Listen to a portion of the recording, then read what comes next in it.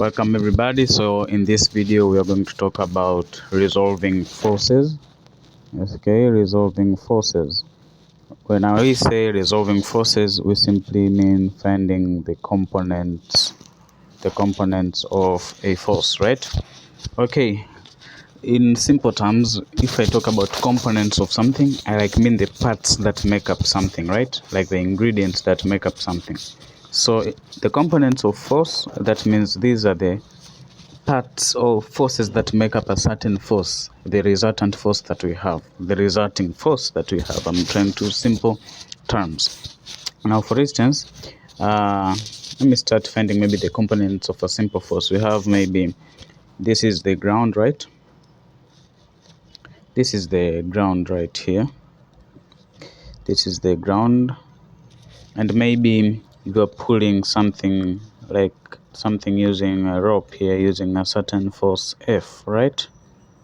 You're using a certain force F, using that rope. You're pulling it, you're like lifting it, right? So you see this force here, it's inclined at a certain angle theta to the horizontal, right? So this force, we can resolve it, we can find the components of it. Now it doesn't make sense if you try to memorize it. Let's try to understand what do I mean you can find the components of this force. I want you to imagine you are observing this force, or you're observing the movement of this thing from here. Let's say you are here observing it, right? This person, he's like lifting it, you see, he's like pulling it, like taking it, this to make it go to this path. Is applying a certain force like that one. Okay, so if you are here, you'll notice like this thing is getting closer to you, right? Maybe let's say this is not a string, maybe it's something, maybe it's like a stick. Is applying force to lift it to go into this direction. So this thing will be moving towards this direction, right?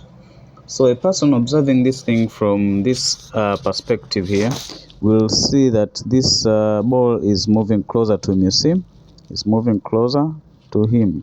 At the same time, a person observing it from above here, maybe from above, will say this thing is going up. Yes, this ball is going up. At the same time, it's going to the right. You see, so it's going up. You see, it's going up here, but it's also going to this direction. That means there are two forces hidden. One force is pushing it upwards. You see, it's going into this direction. One force is making it to go up. One force is making it to go into this direction. Now, those are the components of the force.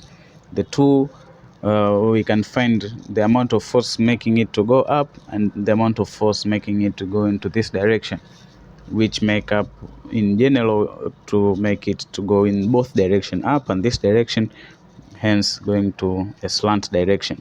So by using the trig ratios, I can draw like a simple freeboard diagram here. This is the point, this force F.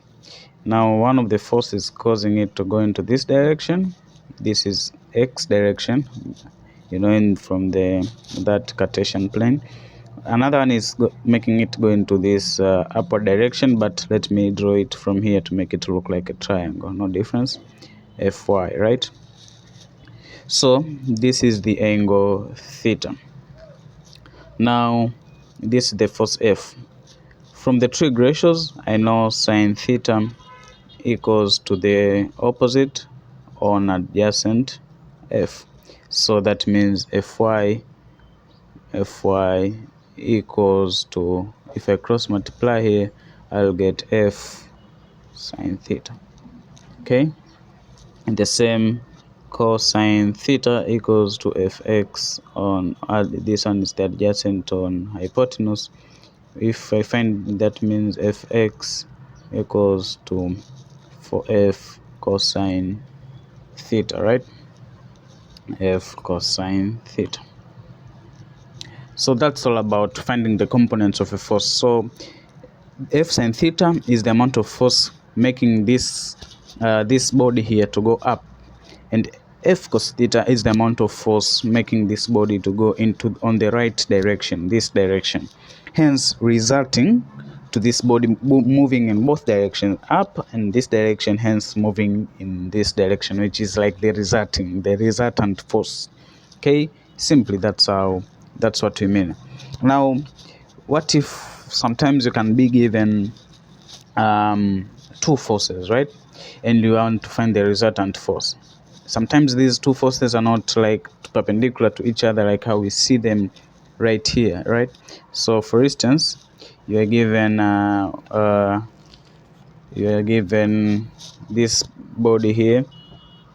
It's being pulled in this direction with the force F, maybe FD because of DeoXplain, and pushed again in this direction FE. Okay, so there are two forces like that one. One is pushing it in this direction, the other one is pushing it in that direction. What will be the resultant force? Where will this thing go? Okay, imagine you are here, here, right?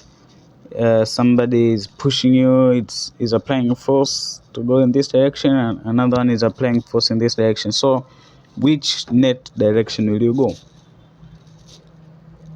Exactly. Make sure you watch my coming video on the rules in resolving these forces, the parallelogram law and the triangular law. Thank you very much. See you in the next video.